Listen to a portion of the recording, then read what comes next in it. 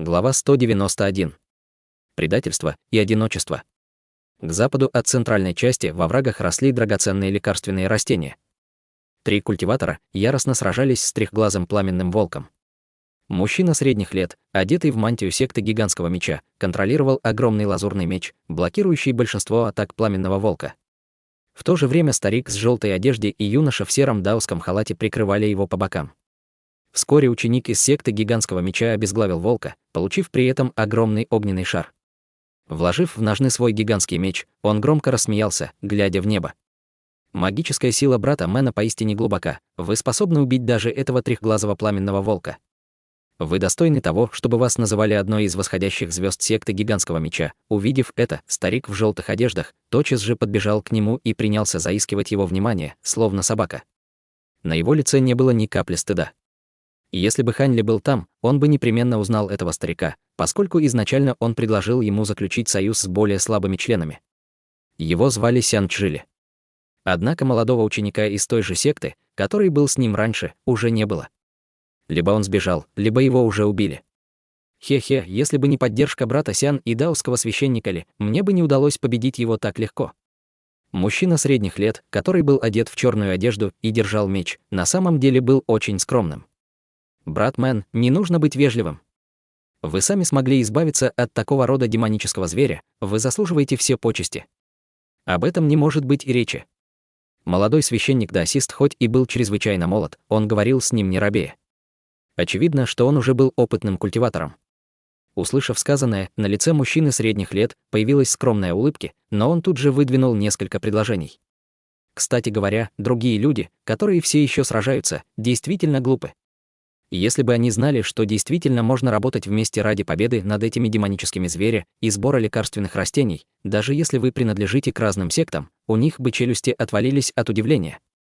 Человек в черной одежде внезапно сменил тему разговора. Конечно. Это все благодаря брату Сян.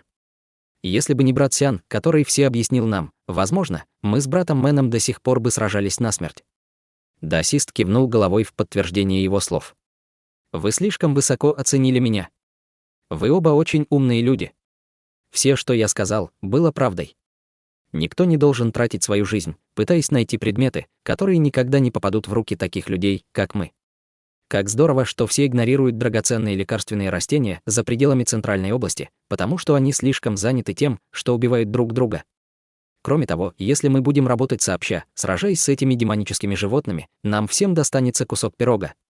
Сян Чжили радостно захихикал, несколько раз поклонившись. Услышав это, двое других людей начали еще один безумный раунд лести. Хорошо, теперь мы должны быстро переместиться и собрать траву огненного дракона. Поделим ее поровну. Человек в черной одежде первым выдохся и заговорил. В его голосе звучал намек на безотлагательность, и, сказав это, он направился к нескольким кустам красной травы за телом пламенного волка. Услышав это, Сян Чжили и даосский священник улыбнулись друг другу. В их глазах был виден скрытый смысл, они поняли друг друга без слов. Однако эти двое никак не ожидали, что мужчина внезапно повернется к ним со следами мрачного и жестокого выражения на лице. Однако они быстро исчезли. К югу от центральной области, на небольшой площади, покрытой желтым песком, мужчина и женщина, ученики из секты маскирующейся луны, постоянно пронзали пустынную землю ледяными шипами. Казалось, они искали что-то. Однако, даже потратив на поиски полдня, они не получили никаких результатов. Вот шлюха, где, черт возьми, она спряталась. Я вырву ей глаза, как только найду. Ученица казалась невероятно очаровательной, красивой, словно цветок, но как только она открыла рот, она оказалась переполнена злобой. Если бы посторонние люди услышали ее, они бы бежали в ужасе. Младшая боевая сестра, давайте просто отпустим ее. Уже подходит время, когда мы должны встретиться с сектой, иначе мы опоздаем. Ученик осторожно проговорил. Казалось, даже он очень боялся младшей боевой сестры. Это вина такого бесполезного куска мусора, как ты. Ты не смог уследить за девушкой-культиватором на 10 уровне. Она ускользнула прямо у тебя из-под носа. Если кто-нибудь об этом узнает, то меня подымет на смех вся секта. Но на этих словах все и закончилось. Женщина-ученица взглянула на освещенность неба и не решилась продолжить поиски. Она не хотела мешать основным планам секты. Даже если у нее был особый статус в секте, благодаря покровителю, по сравнению с важностью дел секты, все это было ничтожно. С другой стороны, она также не хотела покидать, поскольку проблема не была решена. Но в итоге, стиснув зубы, она решила покинуть это место и вытащила синий талисман. Взглянув на этот талисман, она злобно рассмеялась и резко бросила талисман позади себя. Затем она ринулась прочь из этой области, пока не отбежала на несколько десятков чжан, прежде чем она остановилась и обернулась, чтобы посмотреть. Увидев это, ученик мужского пола еле смог сдержать свое недовольство и последовал за ней, не осмеливаясь сказать лишнего. В это время талисман стал огромным черным облаком, размером примерно в 10 чжан. Небо над областью полностью покрылось облаком, и температура вокруг резко снизилась. В мгновение ока множество огромных ледяных шипов начали падать из черного облака с нарастающей скоростью. За очень короткий промежуток времени вся эта территория была покрыта вонзенными в землю ледяными шипами. Они напоминали иголки на кактусе. Черное облако рассеялось примерно за то время, сколько требовалось для того, чтобы заварить чай. Теперь вся пустыня сверкала, словно хрусталь. Женщина-ученица широко открыла глаза и пробежала взглядом по всей пустыне, так и не заметив ничего необычного. Ее лицо наполнилось злостью, и она неистово закричала на ученика, решив первой покинуть этот район. Ее так называемый партнер по культивации, естественно, следовал за ней. Женщина, которая только что ушла, не заметила, что с краю покрытой льдом пустыни просачивалось небольшое количество красной жидкости. К сожалению, ее цвет был слишком бледным, поэтому женщина-ученица не заметила ее. Через полчаса, когда красный цвет увеличился в объеме, из желтого песка внезапно вырвался сферический пузырь, который постепенно становился все больше и больше. В конце концов, сферический пузырь взорвался, и из него выскочила женщина в зеленом платье. Один тонкий ледяной шип торчал из ее плеча. Ее рука ее крепко сжимала желтый носовой платок. Сам платок сиял необычным светом, как будто это вовсе не был обычный предмет.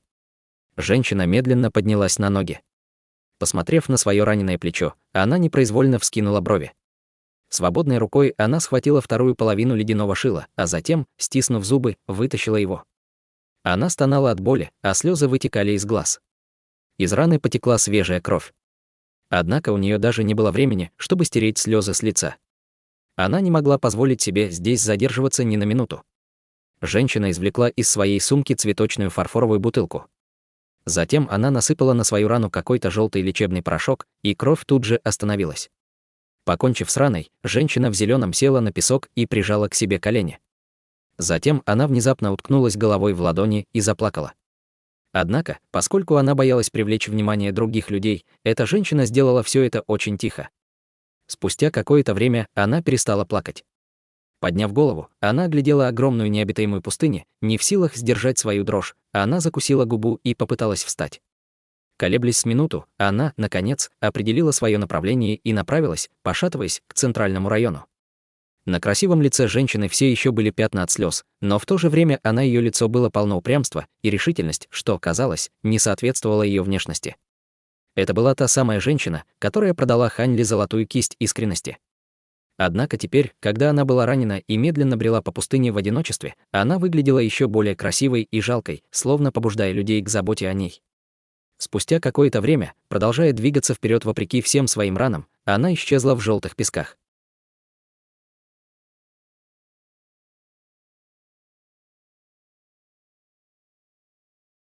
Глава 192.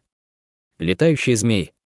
Меньше чем за половину дня Хань Ли, наконец, достиг внешних пределов центральной области. Хань Ли чувствовал, что все было слишком странно.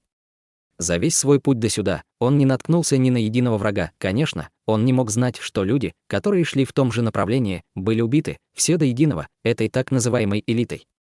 С другой стороны, он сам избавился от нескольких людей, с которыми столкнулся в дороге, включая Фэн Юэ и женщину с множеством сокровищ.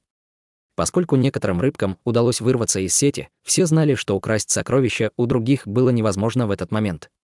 Таким образом, они замели следы и скрылись из виду, пряча голову в песок, словно страус. Это был единственный метод, благодаря которому низкоуровневым культиваторам удавалось сохранить свою собственную жизнь в испытании кровью и огнем. Однако Хань Ли хотел заполучить 3 основных ингредиента, чтобы утончить свою гранулу заложения фундамента, поэтому он не мог следовать по их стопам. Сейчас он стоял у каменной стены высотой в несколько чжан, пристально вглядываясь в нее со странным выражением на лице. В каменной стене перед ним была большая медная дверь. На двери было множество символов, которые Хань Ли не понимал. Они были написаны на древнем языке, который выглядел как какой-то декоративный рисунок. Поскольку эта дверь уже была широко открыта, кто-то, должно быть, уже прошел через нее. Согласно информации, которой обладал Хань Ли, всего существовало 4 медных двери, каждая вела в определенном направлении. Они были единственными входами в центральную область. Области, не включая двери, были окружены каменной стеной, которые не были такими уже высокими. И если кто-то не захотел входить через двери, они бы могли попытаться перепрыгнуть через стену, чтобы попасть в центральную область. Однако, этим людям бы очень повезло, если бы они остались в живых. Их бы определенно разорвало в клочья специальным заклинанием. Конечно, Хань Ли знал об этом и ни в коем случае не решился бы перелазить через стену. Единственная причина, по которой он внимательно осматривал стену, было то, что она действительно чем-то отличалась от других стен. На ее поверхности было еще кое-что, чего не было на других стенах. Сверху этой стены стояли 3 человека, которые были одеты в разную одежду. Все 3 были пронзены толстым ледяным шипом, а их конечности свисали со стены в ряд, образовывая китайский символ «большой». Поскольку они не источали никакого запаха, было очевидно, что они умерли уже давным-давно. Кровь, которая когда-то вытекала из 4 ран, свернулась в пурпурно-черное вещество. Это вещество было повсюду, как на верхушке стены, так и внизу. Хань Ли подумал, что когда этих людей прибивали к стене, они еще были живы. Однако, затем они умерли из-за потери крови. Хотя рядом с трупами не было каких-либо улик или следов, было очевидно, что их убили ради того, чтобы они послужили примером для других. Это было сделано для того, чтобы отпугнуть людей, которые собирались войти в эту дверь. Хань Ли тщательно осмотрел искаженные болью выражения лиц 3 трупов, а затем облизнул свои пересохшие губы и бесстрастно направился к медной двери. Казалось, что несчастные судьбы этих людей не так сильно испугали его. В действительности же Хань Ли хорошо знал свои чувства, предыдущая сцена действительно заставила его испугаться. Из того, как умерли эти 3 человека, было видно, что их убийцей, скорее всего, был кто-то, чье сердце очерствело. Если бы он попал в руки этого человека, ему бы повезло больше, если он решил убить себя. Однако раз уж Хань Ли пришел сюда, он не собирался отступать из-за собственного страха. Сегодня перед ним было множество опасностей. Но именно поэтому ему было нужно собрать всю свою храбрость в кулак. Таким образом Хань Ли вошел в дверь, хотя еще желудок свело от страха. Тем не менее, снаружи он сохранял непревзойденное спокойствие, как будто он прогуливался на заднем дворе своего дома. Не успел он переступить порог двери, как у него перед глазами предстала великолепная сцена из сада ароматных цветов и поющих птиц. Повсюду росло бесчисленное количество всевозможных растений, в том числе множество странных деревьев, которых он никогда не видел ранее. Серебряные хризантемы размером с чашу для риса, кроваво-красные деревья, пурпурная трава, источающая странный запах, желтый бамбук толщиной с человека и так далее. Все это были редкие растения, которые очень трудно было увидеть во внешнем мире. Среди этих драгоценных растений было одно извивающееся меж камней растение. Оно начинало расти прямо с того места, где стоял Хань Ли, и, казалось, простиралось через весь сад, словно у него не было ни конца, ни края. При виде этой удивительной сцены Хань Ли ненадолго опустил глаза, но тотчас же подсознательно глубоко вздохнул. Какая плотная духовная ци! Плотный, тяжелый запах различных растений содержал огромное количество духовной ци, которая попадала в легкие Хань Ли вместе с воздухом. Это было поистине райское место.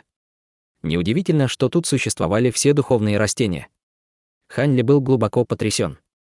«Ну что, юнец, ты все тут осмотрел? Кто здесь?» Внезапно раздался звук, похожий на сломанный гонг, и сердце Хань Ли задрожало от страха. Он вскрикнул от неожиданности. «Хе-хе. Поскольку ты уже успел все тут осмотреть, теперь ты можешь умереть спокойно». Этот человек полностью проигнорировал вопрос Хань Ли, вместо этого он продолжил говорить. В то же время 2 зеленые тени подло выскочили из цветочной изгороди сбоку и метнулись к спине Хань Ли. Хотя он и был спиной к этим зеленым теням, они не могли скрыться от духовного чутья Хань Ли, которое он уже активировал заранее. Выражение его лица помрачнело. Его тело автоматически сдвинулось бок, в результате чего ему удалось увернуться от нападения. Посреди этой суматохи Хань Ли мельком взглянул на зеленые тени. Они были прямыми, тонкими и длинными, словно палочки для еды, а все их тело было зеленым с какими-то черными символами. Их появление было по-настоящему странным. Однако у Хань Ли не было времени, чтобы внимательно рассмотреть их. Несмотря на то, что он легко нейтрализовал атаку противника, ему еще было рано торжествовать, поэтому он не смел быть беспечным. перед его глазами мгновенно возникла картина, увиденная им у входа. Он определенно не хотел, чтобы его жизнь заканчивалась подобно тем троим. Таким образом, глаза Ханьли метались по сторонам, пытаясь найти скрывающихся врагов. Однако в этот момент внезапно кто-то засвистел. Услышав это, его сердце ушло в пятки. Когда Ханьли услышал это, он ненадолго оцепенел. Пока он пытался отыскать противника, застыл, цвет его лица резко изменился, и он отлетел назад с немыслимой скоростью. Он отлетел, по крайней мере, на несколько чжан прежде, чем остановился. То, что заставило Ханьли двигаться подобным образом, на самом деле было теми зелеными полосками, которые только что упустили его. Поскольку они рядом с Ханьли, они внезапно начали крутиться вокруг него, одновременно развернув пару бледно-зеленых, полупрозрачных крыльев. На самом деле это были две летающие змеи с крыльями. Когда они напали на Ханьли, их крылья были собраны, что заставило Ханьли ошибочно подумать, что они были неодушевленными предметами. Благодаря своим крыльям они могли поворачиваться на 180 градусов так же быстро, как молния. На самом деле, они двигались с такой же скоростью, когда Ханьли использовал движущиеся дымовые шаги. Естественно, Ханьли стал осторожнее, подняв головы, две летающие змеи холодно посмотрели на него. Они обнажили свои клыки и были готовы напасть на Ханьли. «Мальчишка, ты быстро бегаешь. Но хотя ты и такой быстрый, ты все равно не сможешь сбежать от двух летающих змей. Будет лучше, если ты просто позволишь моим любимым змейкам укусить тебя, и тебе больше не придется никогда чувствовать боль». Чей-то грубоватый голос был удивлен скоростью передвижения Ханьли, но он явно больше верил в своих летающих змей. Поэтому он так издевательски проговорил это. «Мусор». Проклиная его в своем сердце, Ханьли на самом деле он не произносил этих слов вслух. Но это было не из-за страха перед противником, а скорее потому, что эти две странные змеи уже снова превратились в две полоски зеленого цвета и ринулись к нему. На полпути они внезапно разъединились надвое и стали его окружать с обеих сторон. Увидев это, естественно, у Ханьли не было времени озвучить свои проклятия вслух. Но его тело было ничуть не медленнее этих змей, и он ловко увернулся от них. В этот момент он полностью полагался на свои духовные сапоги, чтобы уворачиваться от них, при этом не использовал ни технику движущихся дымовых шагов, ни технику гравитационного полета. Нельзя сказать, что Ханьли был небрежен со своим противником. Скорее, что после двух ожесточенных боев подряд он был на пределе своих возможностей. К тому же он потратил свои силы еще и на то, когда исследовал эти сапоги, поэтому его энергия еще не успела восстановиться. Таким образом, пока он не висел на волоске между жизнью и смертью, Ханьли не хотел использовать дополнительные техники и увеличивать нагрузку на его тело, а полагался только на свои духовные сапоги. Конечно, Ханьли не собирался позволять этим змеям преследовать его до бесконечности. Однако Ханьли также не мог позволить себе использовать защитный барьер, поскольку это также могло привести к дополнительному расходу духовной ци и замедлению его передвижения. Тем не менее, у него все еще было способа избавиться от этих двух змей. Это было потому, что он сосредоточил весь свое внимание на притавшемся человеке, который контролировал змей. Казалось, этот человек совсем не собирался выходить из своего укрытия, а только позволял змеям атаковать Ханьли. Видя это, Ханьли, естественно, был недоволен и совсем не собирался вести себя с ним вежливо. Однако Ханьли, наконец, принял свое решение. Он щелкнул пальцами, и в его руке появился талисман огненной змеи. Он собирался использовать этот талисман, чтобы устроить огненное барбекю своему противнику. Сапоги облачного шаг. «Постой, у меня есть что сказать». Человек с грубым голосом узнал духовные сапоги на ногах Ханьли и тут же закричал. Он просил сделать паузу в битве, но это не внушало доверия. Внезапно остановил атаку своих змей неизвестным образом. Змеи буквально зависли в воздухе и вернулись в свое прежнее укрытие, уползая в заросли и исчезнув без следа. Услышав это, Ханьли нахмурил брови. Поколебавшись несколько мгновений, он решил не использовать талисман, который держал в руке, но его рука все еще лежала на его сумке.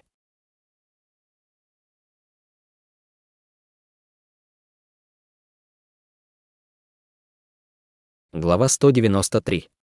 Граница между врагами и друзьями. Это заветные сапоги старины Фына. Как ты достал их? В каких ты с ним отношениях? Насколько мне известно, он действительно дорожит этими сапогами. Так что он ни за что не отдал бы их другим. Сказав это, с цветущего дерева спустился человек в зеленой одежде, которая находилась в 16 метрах от Ханьли. Он был среднего роста, с глазами разного размера и рябым лицом. Выглядел он лет на 40, а на его одежде было 7 или 8 карманов разного размера. Однако его невыносимо уродливое лицо шокировало. Он уставился на сапоги Ханьли. Казалось, он не мог поверить, что Хань Ли на самом деле был в сапогах облачного шаг. «Кто вы, высокоуважаемый? И почему вы напали на меня?» Хань Ли не ответил на его вопрос и вместо сам задал интересующие его вопросы. Он действительно не хотел, чтобы его водили за нос. Когда уродливый человек услышал это, он был удивлен, но затем удивление на его лице тут же сменилось гневом. Он поднял руку, желая немедленно преподать этому наглецу урока, как обращаться со старшими братьями. Однако внезапно подумал о чем-то и, с трудом сдержав свой гнев, опустил руку. Но его тон звучал все еще яростно. «Сопляк, не думай, что раз ты носишь сапоги старины Фэна, я не посмею преподать тебе урок. Когда старина Фэн Юэ передавал тебе эти духовные сапоги, не называл ли он имя Чжун Юэ? Однако, я совершенно сбит с толку. Очевидно, что ты из долины Желтого Клена. Как он мог отдать тебе эти сапоги? Может быть, ты незаконно рожденный ребенок Фэна. Хотя нет, ты не похож на него». Говоря это, Чжун Юэ непрерывно разглядывал Хань Ли пристальным взглядом. Теперь уже настала очередь Хань Ли злиться. Он фыркнул и холодно сказал: «Не желает ли ваше высокоуважаемое я воздержаться от бессмысленных речей? Фэн Ли уже давно мертв. Эти сапоги были сняты с его трупа. Мертв. Этот сумасшедший Фэн Юэ». Изначально хладнокровный человек с уродливым лицом подпрыгнул на 3 фута в воздух, услышав слова Хань Ли. Он был в полном недоумении. Затем он отступил еще на несколько шагов, оценивая Хань Ли. «Ты убил его?» Голос этого человека стал еще более грубым, в то время как глаза его наливались кровью. «Да, это так. Вы хотите отомстить за него?» Хань Ли завел руки за спину и продолжил молча наблюдать за своим противником. В это время он втихаря достал из сумки серебряную нить и тихонько намотал ее вокруг своего безымянного пальца. Причина, по которой Хань Ли так спокойно относился к этому человеку и признался в том, что он убил Фэн Юэ, на самом деле заключалась в том, что он хотел запугать его. Он надеялся, услышав это, человек отступит без боя и больше не побеспокоит его. Он не хотел вступать в битву, в которой ни один из них не выиграет, а только потратят впустую время, которое можно было использовать на сбор духовных растений. Несмотря на то, что этот человек не говорил о своих дружеских отношениях с Фэн Юэ, Хань Ли считал, что вероятность этого высока, и что он действительно мстит от имени Фэн Юэ. В конце концов, они были культиваторами. У большинства из них было множество весьма переменчивых желаний. Более того, этот человек выглядел очень злобным. Естественно, если бы противник настоял на том, чтобы мстить за Фэн Юэ, Хань Ли мог только нанести первый удар, воспользовавшись преимуществом.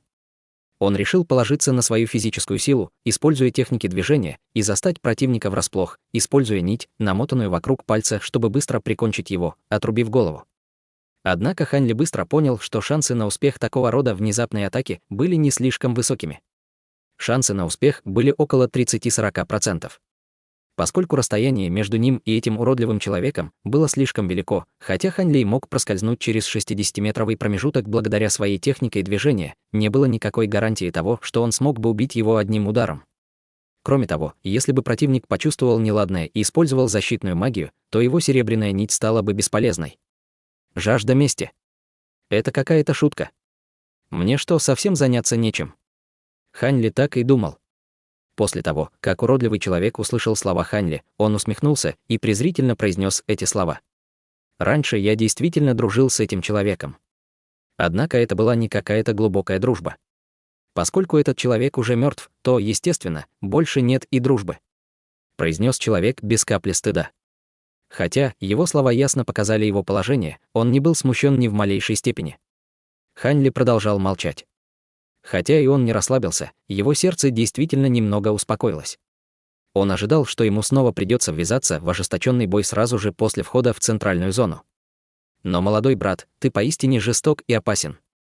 Ты имел дело с Сами Фэн Юэ и убил его. К тому же, тебе удалось заполучить его высокоранговые магические инструменты. Некоторые из них действительно большая редкость. Уродливый мужчина почесал себя за нос и ласково продолжил говорить с Хань Ли. Иными словами, он совершенно изменил свою манеру поведения по отношению к Хань Ли. Однако, сказав это, уродливый мужчина невольно отступил на несколько шагов назад, значительно увеличив расстояние между ними. Видя это, Хань Ли не мог сдержать улыбку. По оценкам Хань Ли, и если бы они сразу же вступили в бой, его шансы на успех были бы маловероятными. Судя по всему, этот эксперт был хитрым и опытным, поэтому с ним было бы нелегко справиться. Кроме того, противник, очевидно, решил, что Хань Ли заполучил все магические сокровища Фэн Юэ. В результате он не стал нарываться на бой. Догадавшись об этом, Хань Ли улыбнулся, но промолчал. Так как он не собирался говорить, получил ли он магические инструменты. В планы Хань Ли совсем не входило еще больше раздражать этого злобного человека. «Этот шедевр на стене перед воротами, что вы об этом думаете?» Осторожно спросил Хань Ли, вспомнив ту картину. «Это нонсенс. Я уверен, что это дело рук демона из дока трансформации сабли, Хань Тиньи. Я определенно не стал бы делать такую бессмысленную вещь. Жаль, что такая хорошая кровь и плоть были потрачены впустую. Было бы лучше, если бы я накормил ею своих маленьких детей. Я слышал, что поедать плоть культиваторов – отличная добавка для них». Слушая это, Хань Ли не мог сдержать улыбки. Однако, сказав это, уродливый человек достал из-за спины большую сумку и выбросил окровавленный кусок мяса, что вызвало улыбку Хань Ли. На его лице не было ни тени потери самообладания. Злобный человек взглянул в текущее выражение лица Хань Ли и ненароком выдал свои намерения. В конце концов, этот ученик из долины Желтого Клена был слишком молод и слишком мягок, этими словами он хотел напугать Хань Ли. Настоящая битва действительно была бы вопиющей ошибкой. Однако, именно потому, что этот человек смог убить Фэн Юэ, он действительно стал поводом для удивления. Кто бы мог подумать, что такой с виду обычный культиватор низкого уровня мог быть настолько свирепым? Более того, нельзя было сказать, что этот молодой юноша, обладающий такой скудной магической силой, независимо от того, какими магическими инструментами он обладал, смог бы победить желтый зонтик Фэн Юэ и его огромное количество магических инструментов высокого ранга, эквивалентных сапогам облачного шаг. Однако, Фэн Юэ действительно пал от руки этого мальчика. И то, что он был в сапогах Фэн Юэ, было действительно странно. Но с этим было нельзя поспорить. Может быть, это не он убил его, а смог заполучить их благодаря какому-то счастливому стечению обстоятельств. Чжун Юэ, подумав об этом, все еще был в замешательстве. Он не мог точно оценить истинную силу Хань Ли. Поэтому он решил сам проверить это. Если он попытался убить его, но не смог. Естественно, такой умный человек не стал бы совершать такие опасные действия. Подумав об этом, уродливый человек по-прежнему остался в недоумении, как вдруг он достал свою сумку и несколько раз моргнул глазами. На его лице была улыбка, когда он произнес следующее: подожди, а как зовут столь юного брата?» «Хань Ли из долины Желтого Клена». Хань Ли не собирался это скрывать, а лишь спокойно ответил на его вопрос. «Значит, тебя зовут брат Хань. Странно, раньше я никогда не слышал твоего имени. Наверное, ты один из новых восходящих звезд долины Желтого Клена. Насколько братец Хань хорошо знаком с центральной зоной?» Внезапно Чжун Юэ заговорил с Хань Ли так дружелюбно, словно тот был его другом, которого он не видел много лет. «Я мало что знаю, но брат Чжун на много лет старше меня. Так что он, конечно же, должен знать гораздо больше, чем я». Поскольку Хань Ли не знал, что планирует другая сторона, но он стал очень бдительным. «Хе-хе. Брат Хань, если бы ты доверился мне, мы могли бы обменяться информацией по центральному району. Что скажешь?» Это бы пошло на пользу нам обоим. Поколебавшись какое-то время, Чжун Юэ, наконец, озвучил свои истинные намерения. После того, как Хань Ли услышал это, он был поражен. Хотя в правилах было строго указано, что обмен информацией между членами различных сект без одобрения старейшин не допускался, на самом деле все ученики постоянно делали это. Таким образом, через мгновение он улыбнулся и сказал: «Конечно. Если мы обменяемся информацией, каждый из нас получит выгоду». Ха-ха. Замечательно. Я знал это, брат Хань не станет слишком осторожничать. Давай поместим нашу информацию в нефритовые ленты, а затем обменяемся ими. Лицо Чжун Юэ, полное оспин всех размеров, засветилось от возбуждения, потирая свои руки в нетерпении. Казалось, он очень надеется на информацию Хань Ли. Когда Хань Ли увидел это, он несколько раз ухмыльнулся. Однако внешне он изображал полное согласие. Создание копии информации было очень простой задачей. Чтобы сделать это, потребовалось не больше времени, чем заварить чашку чая. Покончив с этим, они обменялись своей информацией. Когда каждый из получил нефрит другого, они начали изучать его содержимое. После того, как они подтвердили, что это была информация о центральной области, они оба взглянули друг на друга с улыбкой, содержащей скрытый мотив. За такой короткий промежуток времени, естественно, было невозможно подделать ложную информацию. Однако, когда копии были сделаны, некоторая важная информация была упущена. Они оба понимали это. Это заставило Чжун Юэ и Хань Ли немного сблизиться. Чжун Юэ фактически рассказал Хань Ли несколько замечательных историй из мира культиваторов. Глядя на то, как они смеялись и разговаривали, было действительно трудно поверить, что еще совсем недавно они были почти непримиримыми противниками. Кажется, они оба знали, когда было нужно отступить, хотя Хань Ли мило улыбался, словно наслаждался этой беседой, на самом деле проклинал его в своем сердце. Если вы хотите поговорить, то говорите. Только почему вы продолжаете поддерживать такое большое расстояние? Если Хань Ли продвигался немного вперед, то другая сторона делала 2 шага назад с сердечной улыбкой. Хотя Хань Ли не собирался его убивать, степень осторожности другой стороны вызвала у него сильное удивление.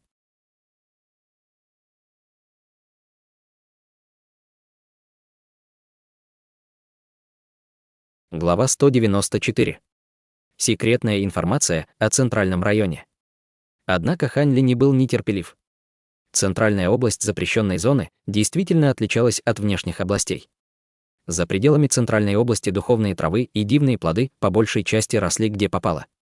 Их следы можно было найти в любом месте, и часто это было первым, что удавалось найти.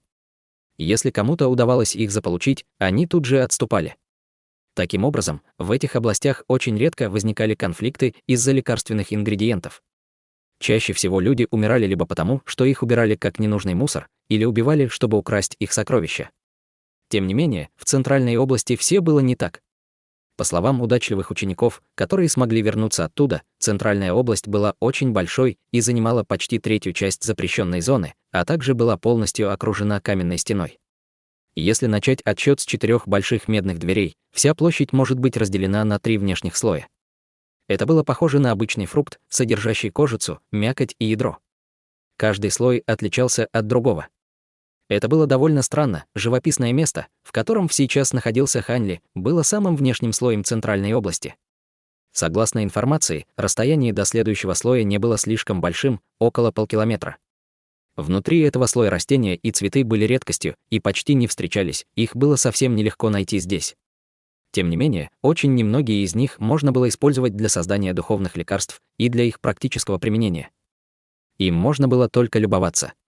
Многие из 7 великих сект полагали, что этот слой был специально создан таким образом мастером запретной зоны, чтобы превратить его в цветник. Все эти прекрасные растения использовались ранее владельцем запрещенной зоны для релаксации и наслаждения. Если кто-то желал найти что-то полезное, то ему следовало пойти в другие районы запрещенной зоны. Высокоранговые духовные растения, которые были полезны для культиваторов, росли во 2-м слое Центральной области. Ученики из различных сект, войдя в центральную зону, в основном стремились к этому слою. 3 основных ингредиента для утончения гранулы заложения фундамента находились также в этом слое. Естественно, что они были их основной целью. Хань Ли был также настроен получить эти духовные ингредиенты. Когда Хань Ли увидел информацию о 2-м слое, он был крайне удивлен. 2-й слой был огромным кольцеобразным горным хребтом. Круглый год он был окутан настолько плотным туманом, что трудно было разглядеть что-то даже на расстоянии вытянутой руки. В этом хребет было множество пещер, тайных долин, скал и других природных образований. Здесь также располагались каменные дома, храмы и другие постройки людей, а также множество духовных ингредиентов. Информация, которой уродливый человек и Хань Ли обменялись, в основном содержала местоположение этих духовных ингредиентов. Это объяснялось тем, что на самом деле никто не мог гарантировать, что когда они попадут в это место, там действительно будут произрастать эти растения.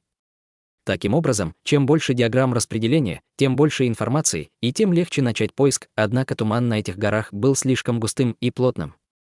Когда культиваторы входили в этот район, часто они терялись и могли только медленно пробиваться вперед, шаг за шагом. Но смогут они вернуться или нет, это полностью зависело от их собственной удачи.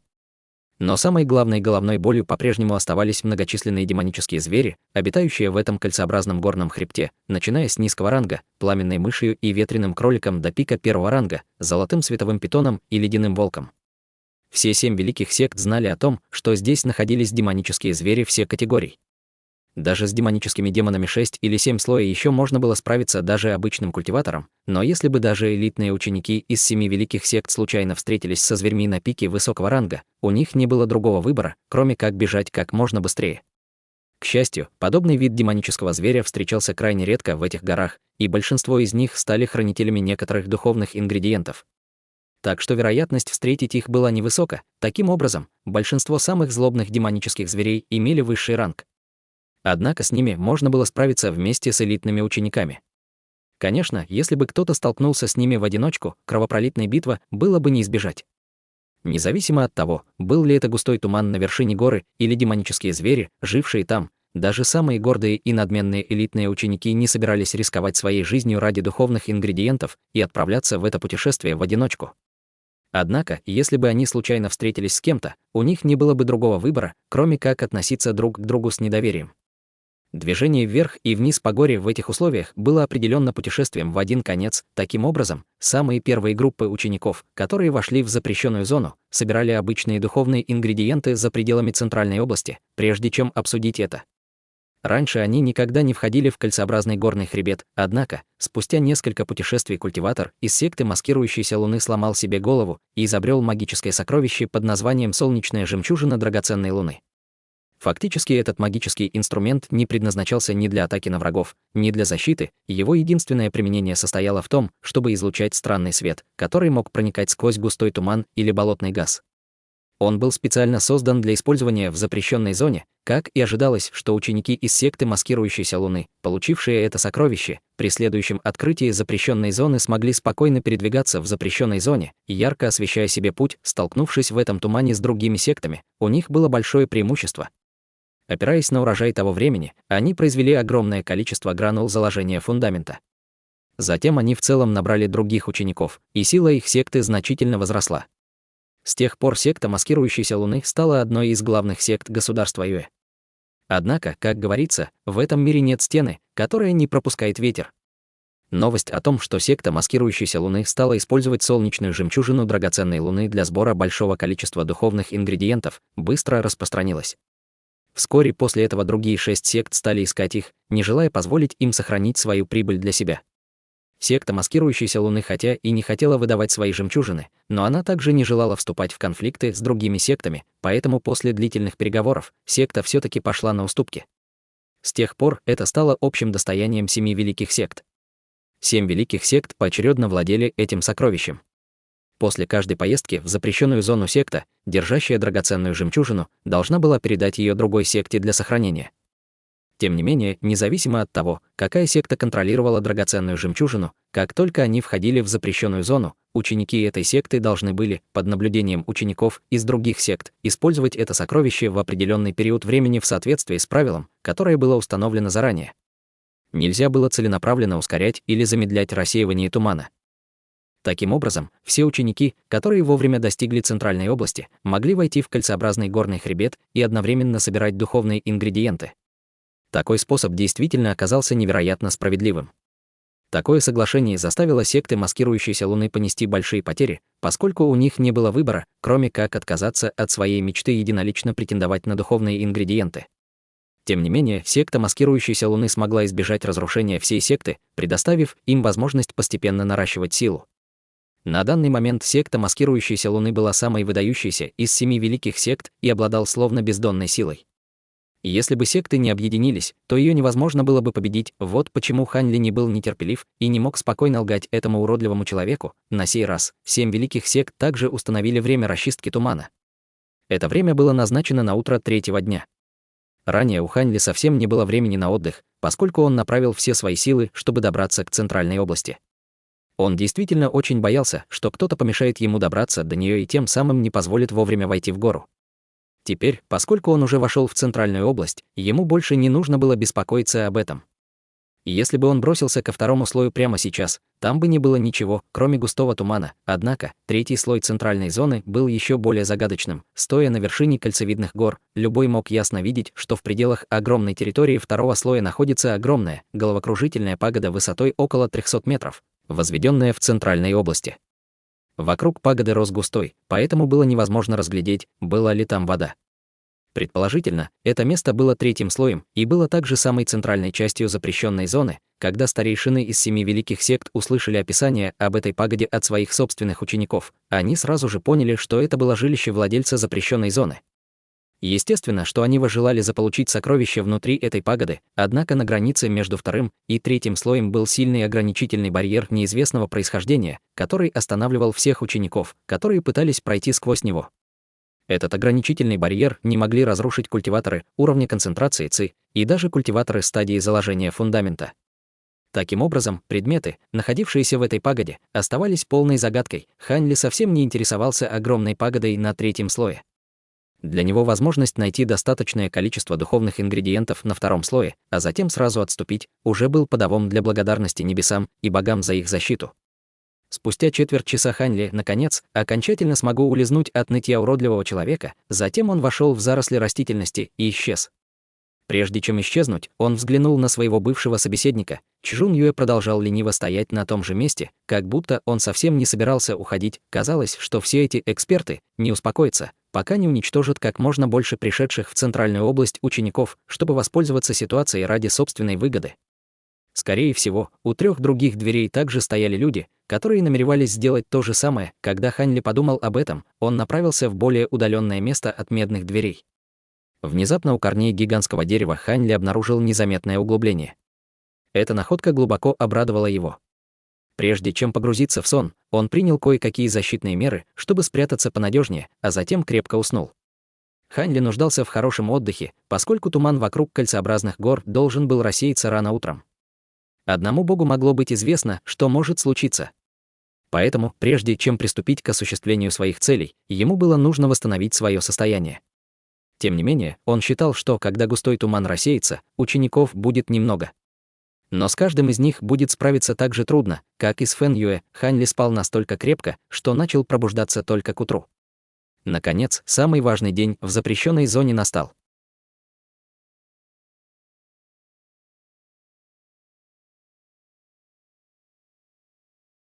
Глава 195.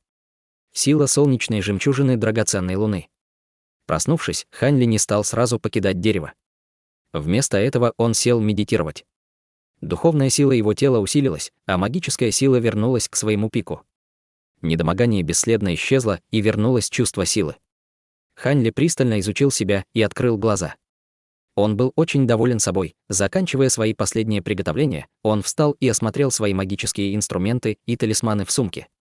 Хань Ли, к сожалению, не успел тщательно осмотреть несколько сумок, которые он забрал у бородача и его товарища.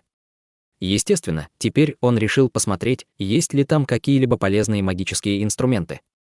Честно говоря, независимо от того, чьи это были ли сумки, того бородача и его товарища, или же они забрали их у других людей, все магические инструменты, находившиеся там в большом количестве, были низкого ранга.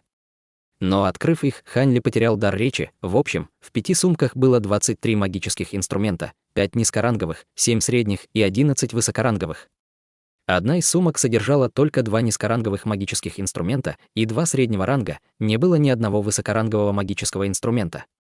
Это глубоко огорчило Хань Ли. Какое-то время он не мог прийти в себя.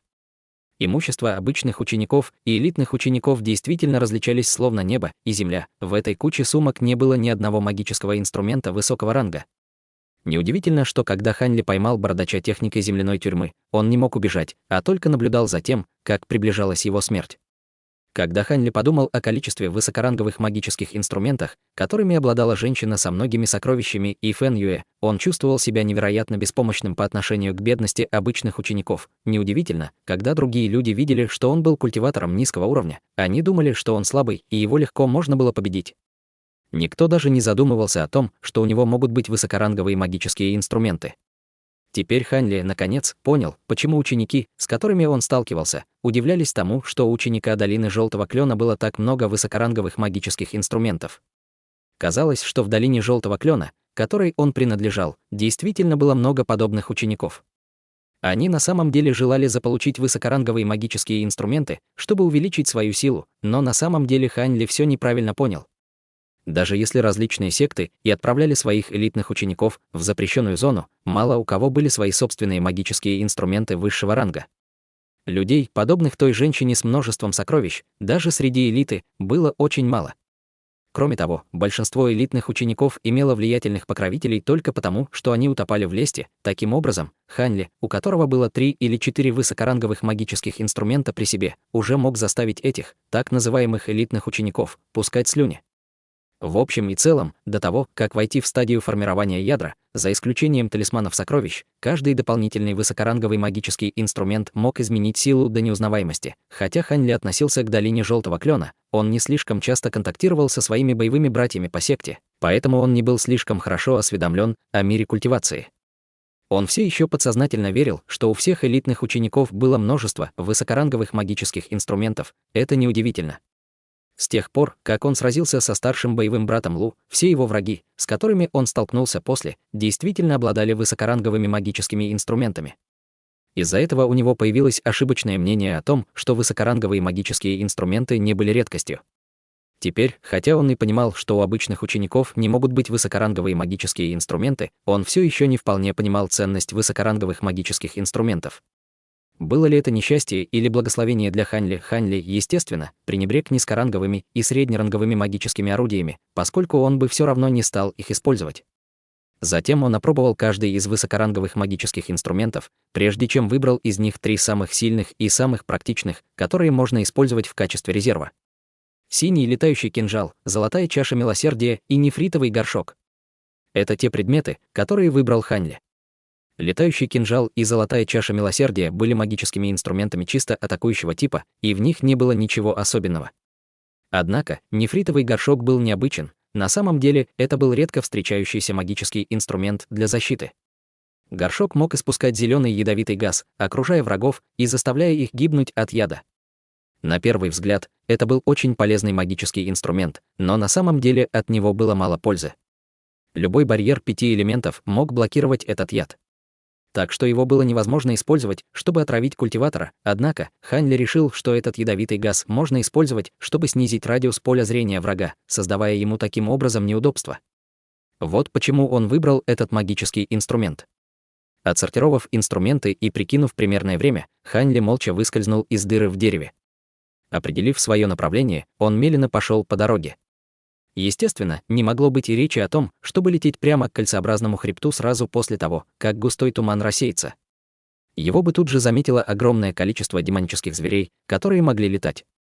У него была информация о том, как можно безопасно войти в кольцеобразный хребет, поэтому Хань Ли прямо направился к ближайшему туннелю.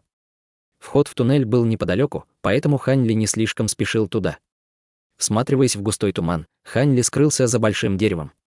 Хань Ли был действительно ошеломлен увиденным, этот густой туман практически полностью покрыл небо и землю.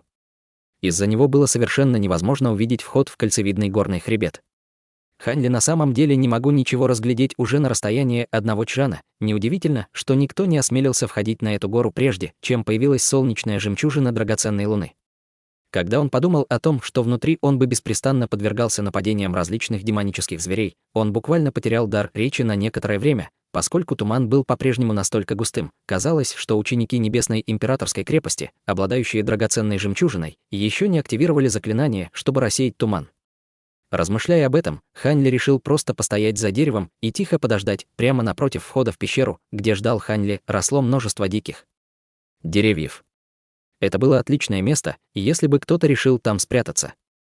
Хотя Хань Ли не видел следов других людей вокруг себя, он подозревал, что они могли быть рядом.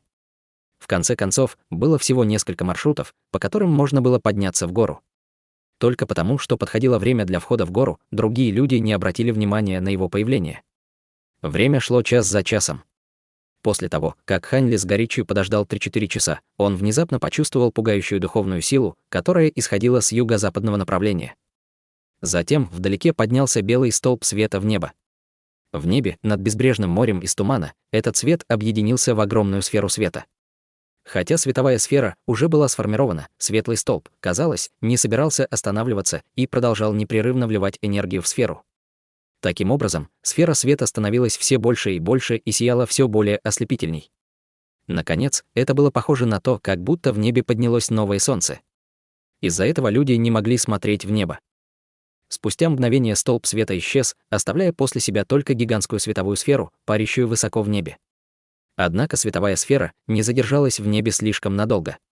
В мгновение ока она начала искажаться, ее поверхность стала рыхлой, словно кусок теста. Увиденное заставило Хань Ли удивиться еще больше. Внезапно его рот сам раскрылся от изумления, огромная световая сфера разразилась невероятным взрывом высоко в небе, рассыпавшись на бесчисленное множество точек света, размером с кулак, которые стали падать вниз. Они сыпались на туман, словно чарующий дождь.